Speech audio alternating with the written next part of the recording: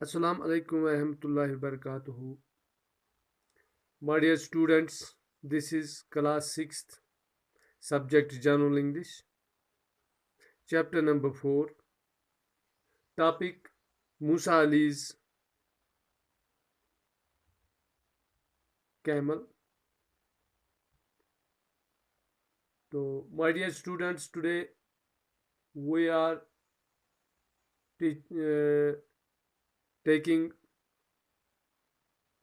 fourth class of this chapter. हम part fourth इसका पढ़ने जा रहे हैं। तो कल हमने इसमें पढ़ा था कि ये बैक्टीरियन कैमल एक्चुअली होता क्या है। हम इसी चीज़ को आज आगे बढ़ाते हैं। हमने पढ़ा था ये जो बैक्टीरियन कैमल है ये ओरिजिनली मंगोलिया का नेटिव है और वहाँ पे इसका कुछ कैमल नेम हब क्या था। तो ये रिमोट एरिया जो गोबी और तल तक लमाकन जो कि मंगोलिया और चाइना में है वहाँ पे भी पाए जाते हैं और यहाँ पे इसको हंटिंग पर्पस में ज़्यादा इस्तेमाल किया जाता था।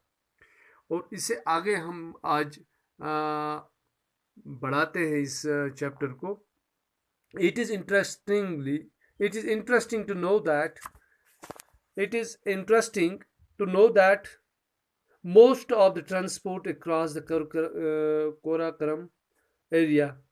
Karakoram and Silk Route was on the double-humped Bactrian camel because of its outstanding performance on mountains and desert trails. तो ये काफ़ी दिलचस्पी की बात है। जिस बैक्टीरियन कैमल जो है ये ज़्यादातर इस्तेमाल किए जाते थे for the purpose of transportation के लिए इस्तेमाल किया जाता था। कोराकोरम और सिल्क रूट्स जो थे ये डबल हम्पर्ड यानी इसके दो हम्प है द बैक्टीरियन कैमल, क्योंकि इसकी जो परफॉर्मेंस है वो माउंटेन्स में काफ़ी आउटस्टैंडिंग रही है, वो पहाड़ों में काफ़ी आउटस्टैंडिंग रही और डेजर्ट्स में काफ़ी आउटस्टैंडिंग रही है। इसलिए इसको ज़्यादातर इस्तेमाल किया जाता था एज ट्रांसपोर्टेशन के लिए।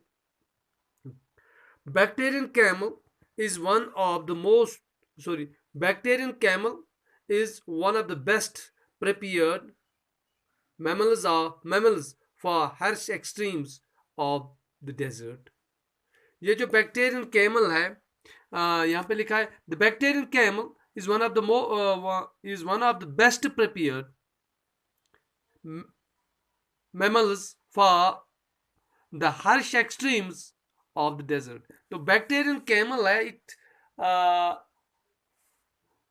is used just like a mother which provides food and shelter to its small kids. ये जो बैक्टीरियन कैमल है ये उस वक्त उस डेजर्ट्स में हर्श एक्सट्रीम्स में यानी शदीद जो एरियाज है वहाँ पे क्या करती है काम जस्ट लाइक ए मदर। ये एक मदर जैसा काम करती है या मतलब दूध पिलाने वाली जो होती है उसको कहते हैं मैमल यहाँ पे है दूध पिलाने वाली। तो दैट मीन्स ये जो बैक्टीरियन कैमल है ये हर्श एक्सट्रीम्स जो है वहाँ पे काफ़ी फ़ायदेमंद रहता है ये जो ये कैमल। तो वहाँ पे डेजर्ट्स में काफ़ी जो हर्श डेजर्ट्स हो जो सख्त जहाँ पे गर्मी ज़्यादा हो जहाँ पे आना जाना मुश्किल हो वहाँ पे ये बैक्टीरियन कैमल काफ़ी काम आता है। Faced with scorching heat, scorching means तपती गर्मी में, चिलिंग कोल्ड सख्त सर्दी में, तपती गर्मी में सख्त सर्दी में, and scarcity of food and water, many animals struggle, but the wild hapkia faces all the odds. तो ये इसलिए वहाँ पे ज़्यादा फ़ायदेमंद है। अगर जहाँ पे तपती गर्मी हो, जहाँ पे शदीद सर्दी हो, जहाँ पे फूड वाटर फूड खाने की कमी हो, जहाँ पे पानी की कमी हो, जहाँ पे ऐसी शदीद हालात हो, बाकी तमाम जो जानवर है वो स्ट्रगल करते हैं, उन्हें काफ़ी मुश्किलात का सामना करना पड़ता है। बट दिस हैप्किया फेसेस ऑल ऑड्स, ये तमाम मुश्किलात का सामना कर पा रहा है, इसके लिए मुश्किल ज़्यादा मुश्किल नहीं हो रहा है। तो the camel can cover 50 kilometres a day, ये जो कैमल है ये एक दिन में कितने किलोमीटर्स कवर कर सकता है? ये 50 किलोमीटर तक एक दिन में चल सकता है। Okay, the camel is long. Now we will study some of the features of this bacterian camel.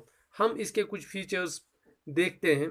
The camel is long, narrow nostril and dense eyelashes. Effectively prevents dense eyelashes. Effectively prevent damage from sandstorm.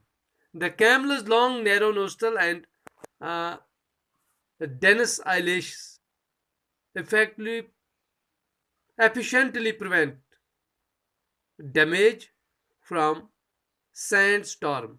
ये जो Bactrian camel है, इसके जो हम कैसे नथा और इसके जो आईलैशेस है, ये काफ़ी काबिलियत से, काफ़ी अच्छे तरीके से प्रिवेंट डैमेज फ्रॉम सैंड, ये जो गने आईलैशेस हैं, गने डेंस मीन्स गना, हाँ ठीक है, तो गंजान गना, इसके जो आईलैशेस होते हैं ये काफ़ी घने होते हैं, और ये इसलिए घने होते हैं, ये इसे बचाती है। किससे बचाते हैं?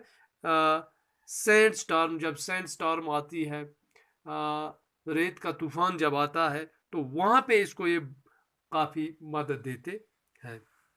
इट स्वेट्स एंड यूरिनेट्स लिटल, ये काफ़ी ज़्यादा यूरिनेट करती है और इससे पसीना भी बहुत कम।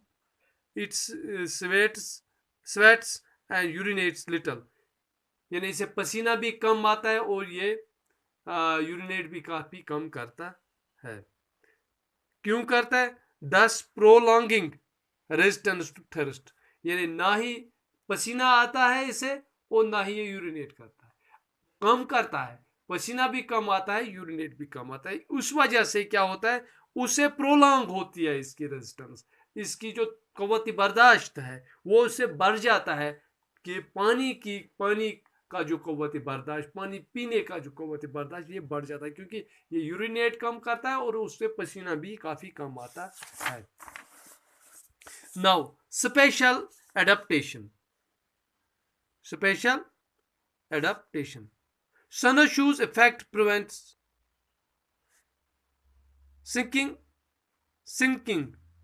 in sand as the body weight rests on sole pads with only front ends of the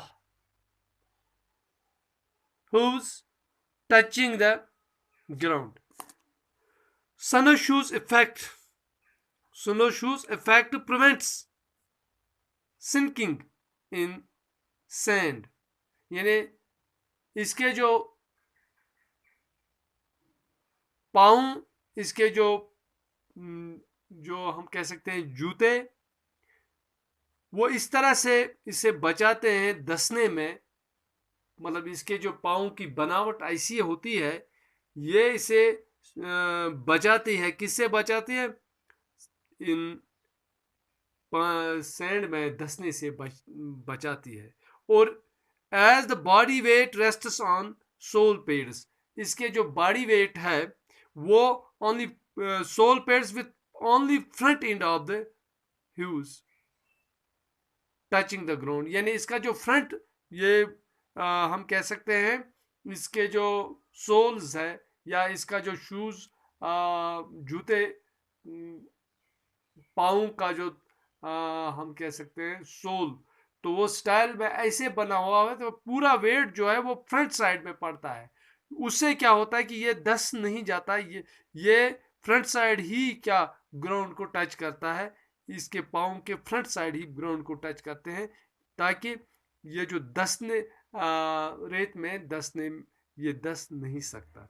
long legs allow the camel to travel great distance easily. ये जो इसकी टांगे हैं वो काफ़ी लंबी होती है, ये इसे ग्रेटर डिस्टेंस में चलने, काफ़ी दूर चलने में काफ़ी मदद करती है। ठीक thick calloused knees protect the joints when the animal in lies down। ये जो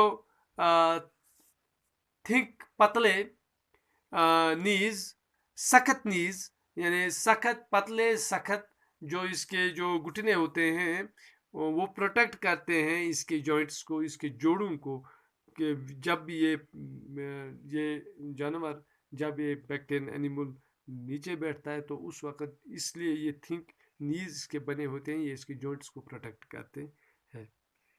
नाउ समा समा, अब हम आगे बढ़ते हैं। समा, it is so great to see the camel call. तो माय डियर स्टूडेंट्स, क्योंकि यहाँ पे इशू रहता है, टेक्निकल इशू रहता है, तो इसलिए आज के लिए इतना ही। हम इंशाल्लाह कल आगे बढ़ते हैं।